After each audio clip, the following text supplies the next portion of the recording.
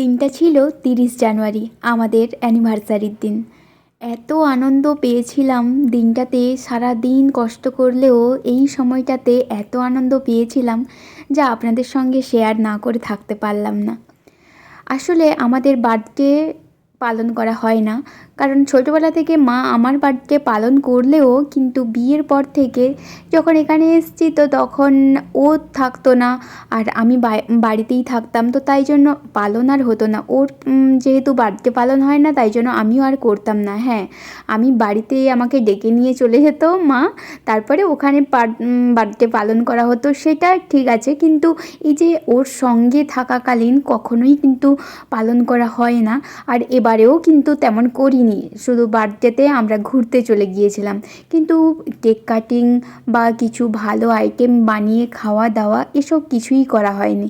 তো অ্যানিভার্সারিটা তো ভালো জমজমাট করে করতেই হতো, তো তাই জন্য ভাবলাম যে খুব ভালো করে, মানে এত ভালো করে করার চেষ্টাটা করেছি বলার কথা নয়। আর যে যতটা পরিমাণ কষ্ট করেছি ততটা পরিমাণ কিন্তু সাফল্যও পেয়েছি, কারণ প্রচুর আনন্দ করেছি। সব বাবা মা থাকেনি তো তার জন্য একটু তো অবশ্যই কষ্ট হচ্ছিল, কিন্তু সবসময় বাবা মাকে তো পাবো না, কিন্তু দুজন মিলে বেশ ভালো আনন্দ করেছিলাম এই বছরটা।